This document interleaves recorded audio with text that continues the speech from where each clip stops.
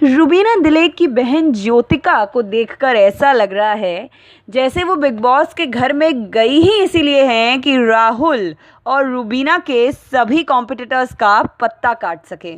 अब ऐसा हम क्यों कह रहे हैं, वो इसलिए कि लाइव फीड में अभी अभी हमने ज्योतिका को कुछ ऐसा कहते हुए देखा जिसे अगर आप सुनेंगे तो आप भी दंग रह जाएंगे कि ये बहन छोटी है लेकिन बहुत ज़्यादा सोच समझकर चतुराई से शो के अंदर आई है। चलिए बता ही देते हैं आपको कि ज्योतिका ने ऐसा क्या कहा कि राहुल का पत्ता जो है वो शोर से कट सकता है। लेकिन उससे पहले टीवी धमाका को सब्सक्राइब करना ना भूलें। तो लाइव फीड पे अभी हमने देखा कि विंदु, राखी, देवोलीना, ज्योतिका और राहुल आपस में लिविंग एरिया में बात कर रहे थे और तभी फिनाले के उस सेक्शन की बात निकली जब हर साल कंटेस्टेंट्स को एक पैसों से भरा सूट ब्रीफ केस दिया जाता है और मौका दिया जाता है कि जो भी कंटेस्टेंट चाहे वो पैसों से भरा वो ब्रीफ केस उठाकर घर जा सकता है और फिनाले की रेस से पीछे हट सकता है।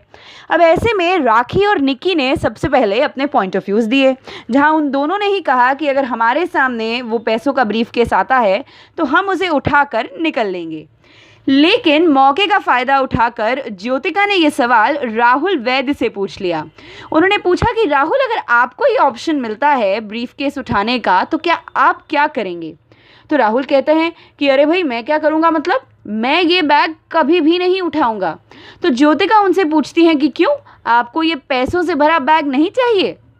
जिस पर राहुल ऐसा कहते हैं, देखो मुझे तो नहीं चाहिए, लेकिन क्या तुम चाहती हो कि मैं ये बैग उठाकर चला जाऊं? तो ज्योतिका कहती हैं कि नहीं नहीं, मैं तो बस आपका ओपिनियन जानना चाहती थी।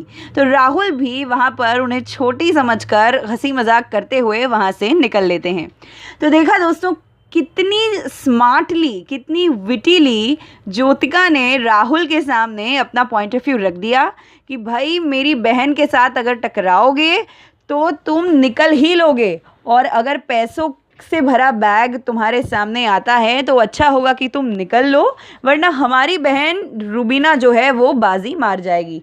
तो इस तरह से ज्योतिका दिलेक धीरे धीरे, मुझे लगता है, ये कोशिश करेंगी कि राहुल वैद्य का पत्ता जो है वो काट ले शो से।